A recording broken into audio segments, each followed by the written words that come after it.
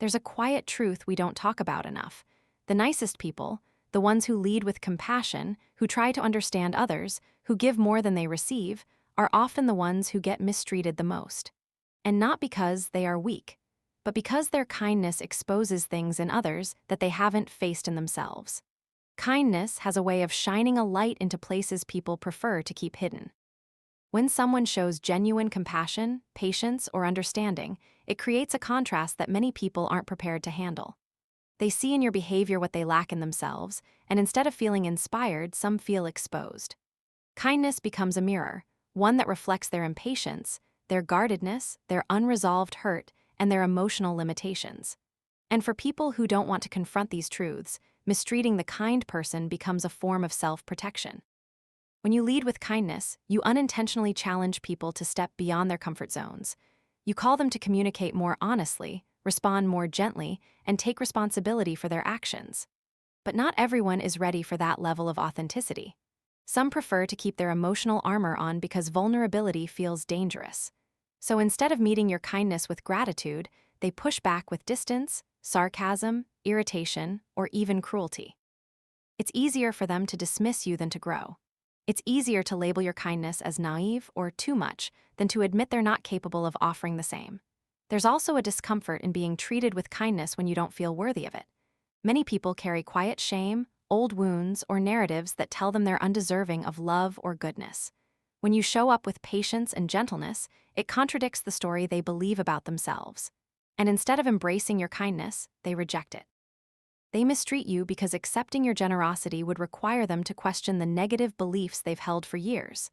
It's not that your kindness is wrong, it's that it collides with their self-doubt. For some, kindness exposes an emotional void they've never acknowledged. When they see how you communicate, how you care, how you try to understand instead of judge, they realize they've never experienced that level of connection, or they stopped believing it was possible. That realization can feel painful.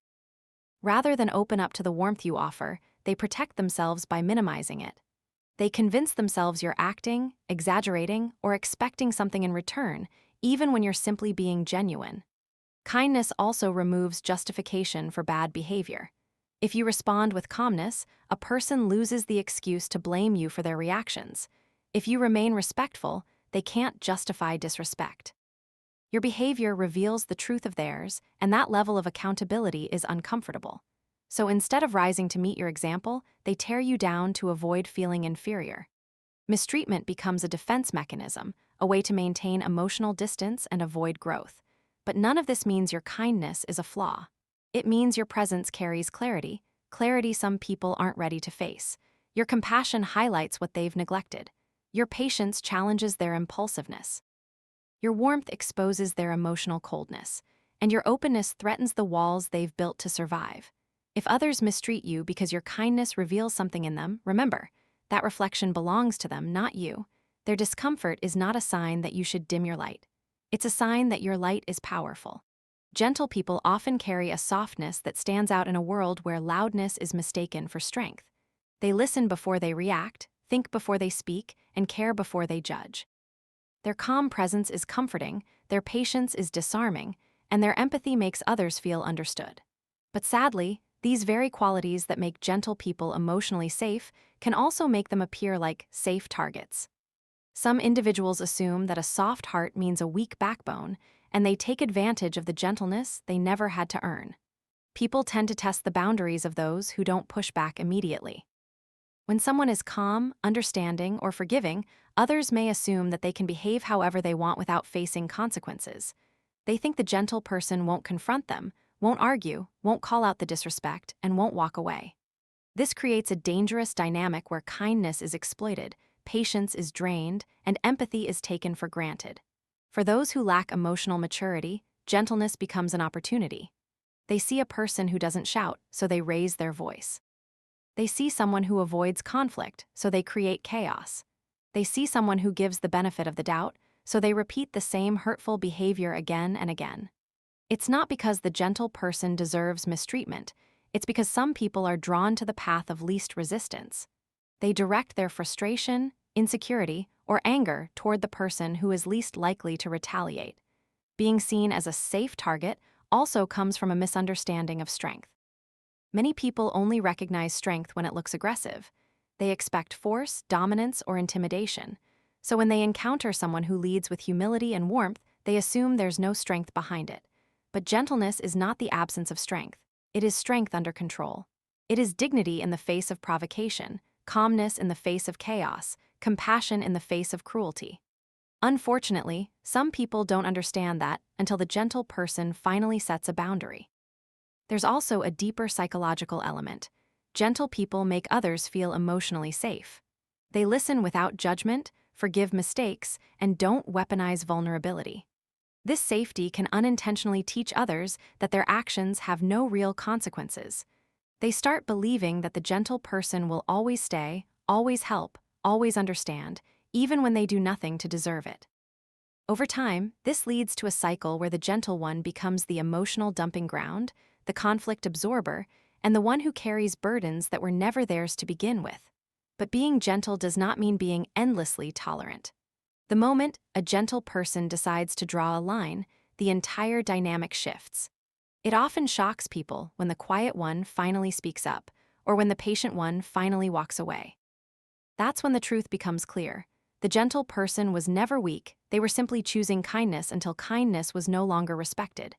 Gentle people are not safe targets. They are safe havens. They are the kind of people the world desperately needs, empathetic, understanding, compassionate. But their softness deserves protection, not exploitation. And when they finally recognize their worth, no one who mistreated them will ever have the same access again. There's a common and damaging assumption many people make. That kindness equals weakness. When someone carries themselves with gentleness, when they speak softly, offer patience, or choose understanding over aggression, it's often misread as a lack of strength. But this misunderstanding comes not from truth, but from the way society has taught people to measure power. Strength is wrongly associated with dominance, loudness, and assertiveness, while kindness is viewed as something fragile, passive, or naive. Yet the reality is the opposite. Kindness is one of the hardest, most disciplined forms of strength a person can possess. People misinterpret kindness as weakness because they don't understand the courage it takes to stay soft in a world that constantly encourages hardness. It is easier to be defensive than open, easier to criticize than to comfort, easier to build walls than to build connections. Kind people choose the harder path. They choose empathy over ego. They choose compassion even when they have every reason to shut down. They choose calmness when others would escalate. None of these are signs of weakness. These are signs of emotional maturity, self-control, and inner strength. The misunderstanding often happens because kind people don't react impulsively. They don't fight back out of pride or anger. They don't feel the need to win every argument. They don't rush to prove themselves. To the untrained eye, this looks like surrender. To someone who equates loudness with authority, silence looks like defeat. But silence can be intentional. Restraint can be a decision. Walking away can be an act of power. Kindness is never the absence of strength. It is strength in a quieter, deeper form. Another reason people misinterpret kindness as weakness is because kind individuals are often open-hearted. They share love without hesitation, trust easily, and offer second chances. People who are guarded or cynical may see this openness as vulnerability, something to exploit. They assume the kind person doesn't know better, that they are unaware of the world's harshness. But most kind people aren't naive, they are experienced. They know what pain feels like. They know what betrayal feels like.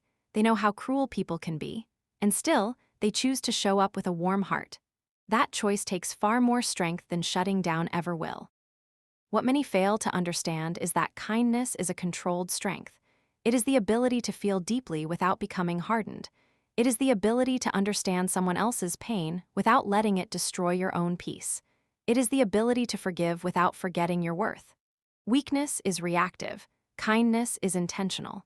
Eventually, when a kind person sets a boundary, the truth becomes undeniable. The same people who once thought they could push them around suddenly realize they misjudged the quiet strength beneath the surface.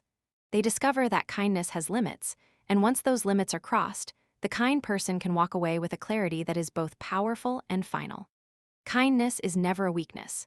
Misreading it as one only reveals a weakness in the observer. The strongest people are the ones who can stay gentle without breaking, compassionate without being used, and open-hearted without losing themselves. Openness has a way of unsettling people who rely on ego to feel powerful. When someone leads with honesty, vulnerability, and authenticity, it disrupts the patterns of those who manipulate, dominate, or control to maintain their sense of importance. Openness invites real connection, while ego thrives on hierarchy. So when a genuinely open person walks into the picture, their presence exposes the fragility behind ego-driven behavior, and that can provoke discomfort, defensiveness, or even hostility. People who operate from ego often build their identity on being right, being admired, or being in control. They depend on masks, confidence that isn't real, certainty that isn't grounded, toughness that's actually fear in disguise. When they encounter someone who is unapologetically open about their feelings, flaws, and humanity, it challenges the entire foundation of their self-image. Openness says, you don't have to pretend, you don't have to perform. But for someone who derives power from pretending and performing, that message feels threatening. Openness also demands accountability. When you are honest about your emotions and clear about your needs, it forces others to face their own behavior. Ego-driven individuals avoid accountability because it disrupts their narrative of superiority. They prefer relationships where vulnerability is minimized and emotional depth is avoided. But an open-hearted person naturally brings depth into every interaction. They ask real questions. They listen with intention. They don't engage in power games. These qualities make ego-based control tactics ineffective. And when someone's control stops working, their frustration often shows up as mistreatment or rejection. There's also a deeper psychological piece. Openness reveals truth. Ego relies on illusions. People who lead through ego want to decide how they are perceived, how others behave around them, and how relationships unfold. When someone is transparent and emotionally grounded, they expose the illusions that ego-driven people cling to. They make it harder for manipulation, blame shifting, or emotional distancing to survive. Their honesty creates a clarity that ego cannot hide in. That clarity can feel like a threat. Openness is also powerful because it invites intimacy, the kind of emotional closeness that ego fears. People who control through ego often avoid vulnerability because it requires surrendering the illusion of dominance.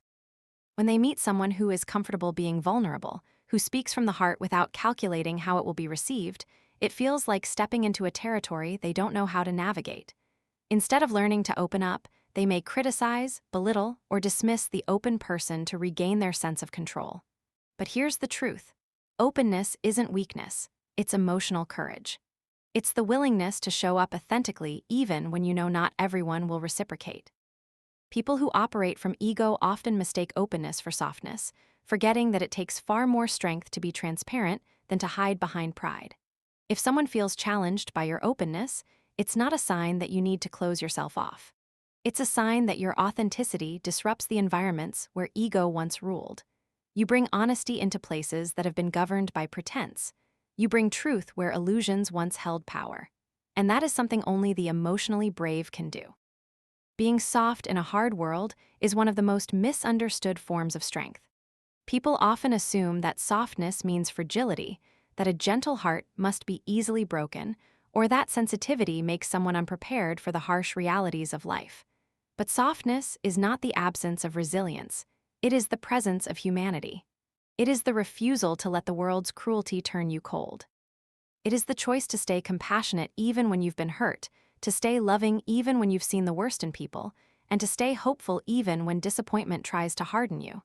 That is courage in its purest form. Anyone can become hardened by pain. Anyone can shut down their emotions after being betrayed or build walls high enough to keep life at a distance. But it takes emotional bravery to stay open-hearted. It takes strength to feel deeply in a world that encourages numbness, to care in a society that often praises indifference, and to stand for kindness when aggression is celebrated as a sign of power.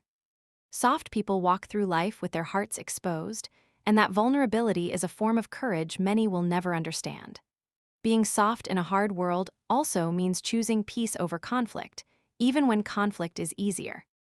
It means responding with patience instead of impulsiveness, with understanding instead of judgment, with forgiveness instead of bitterness.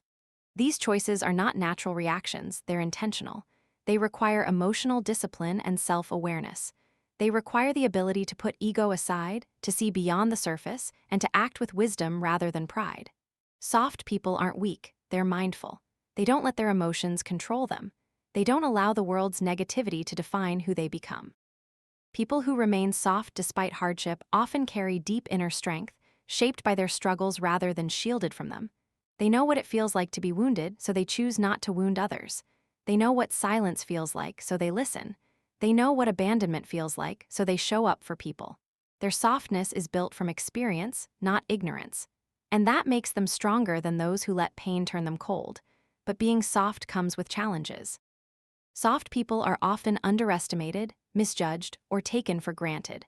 Others mistake their empathy for passivity, their patience for permission, and their compassion for compliance. Yet when a soft person finally chooses to walk away from what hurts them, they do so with quiet strength. Their boundaries are rooted in self-respect, and their departure often reveals the power that was always there beneath the gentleness. Remaining soft in a hard world is an act of resistance. It's choosing to keep your heart open when it would be easier to close it. It's choosing to stay compassionate in environments that reward indifference. It's choosing to love, even after loss. That is not weakness, that is bravery. And those who carry softness with them bring light to a world that desperately needs it. Protecting your heart is not an act of selfishness, it is an act of survival, of self-awareness, and of emotional responsibility.